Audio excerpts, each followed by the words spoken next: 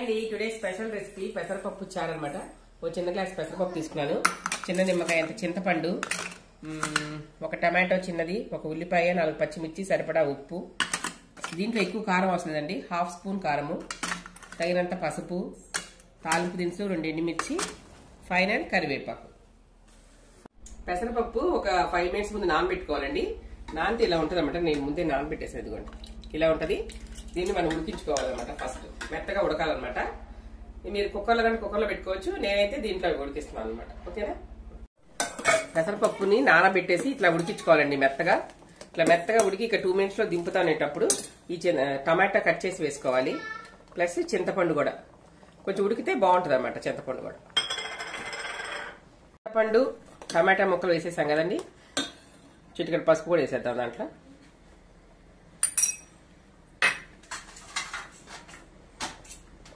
కొంచెం సాల్ట్ వేసాను. ఇది కొంచెం ఒక 2 మినిట్స్ ఉడకనిచ్చేసి మెత్తగా మెదిపేసుకోవాలన్నమాట. ఓకే, పప్పు ఇలా ఉడికింది మెత్తగా, చింతపండు టమాటా కూడా ఉడికిపోయింది.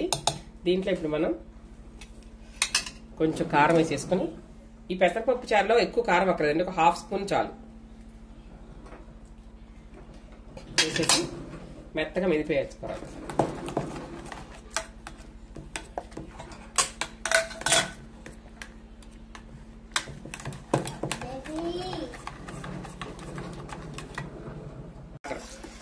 ఒక గ్లాస్ వాటర్, మీకు చిక్కగా కావాలంటే చిక్కగా, పలచగా కావాలంటే పలచగా కలుపుకోవచ్చు. వాటర్ కలిపేసేసి నెక్స్ట్ గుమగుమలాడే కొత్తిమీర, సారీ కరివేపాకు, నాకు కొత్తిమీర వస్తున్నారు, కరివేపాకు రావట్లేదు, సారీ గుమగుమలాడే కరివేపాకు. నెక్స్ట్ ఉల్లిపాయ పచ్చిమిరపకాయలు అన్ని వేసేసి ఒక 5 మినిట్స్ మరగనిచ్చేద్దాం. స్టవ్ మీద పెట్టేసి 5 మినిట్స్ మరిగితే ఇదే రైట్.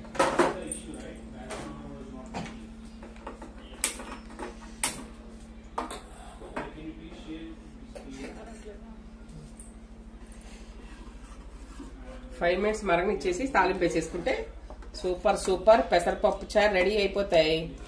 ఈ చలికాలం బాగుంటుందండి. ఈ పెసరపప్పు చారు చలికాలం వేడి వేడి అన్నంలో వేసుకుని అప్పడాలు నంచుకుని తింటే సూపర్ గా ఉంటుంది అనమాట. ఈ కార్తీక మాసం ఎలాగో వెజే కాబట్టి చాలా చాలా బాగుంటుంది. మీరు కూడా ట్రై చేయండి, టేస్ట్ చేయండి. ప్రజెంట్ ఒక 5 మినిట్స్ మరగనిచ్చేసి తాలింపు పెడతాం. ఓకే, చారు కాగాయి, చారు కాగిపోయింది, చక్కగా మంచి ఫ్లేవర్ వస్తుంది, గుమగుమలు ఆడిపోతున్నాయి. పెసరపప్పు చారు, పెసరకట్టు అంటారు కొంతమంది. ఇప్పుడు మనం పోపు పెట్టేసుకుందాం. ఇంకా ఫస్ట్ ఎల్లుల్లిపాయలు దంచాను, 2 ఎల్లుల్లి రెబ్బలు దంచి, నెక్స్ట్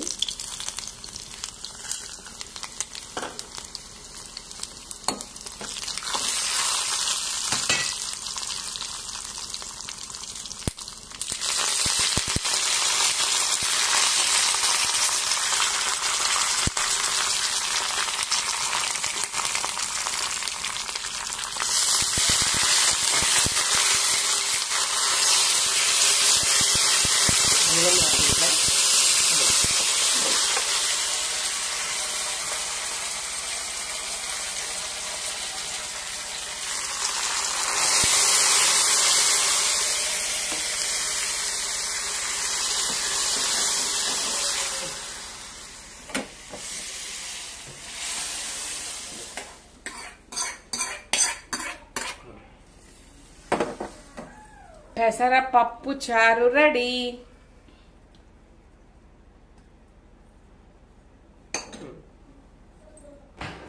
పెసరపప్పు చారు టేస్ట్ చేద్దాం.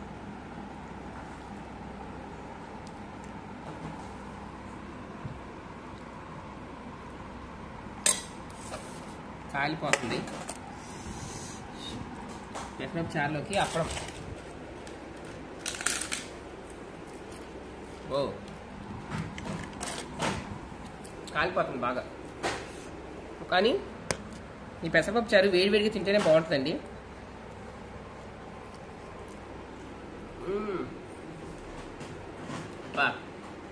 చాలా చాలా బాగుంది నిజంగా, వేడివేడిగా.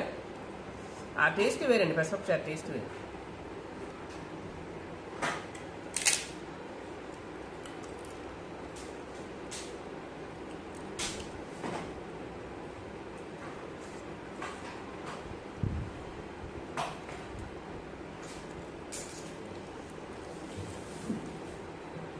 చాలా బాగుంది. చలికాలం చాలా బాగుంటుంది పెసరపప్పు చారు. వేడి వేడి అన్నది తింటే హెల్త్కి మంచిది. చాలా చాలా బాగుంది.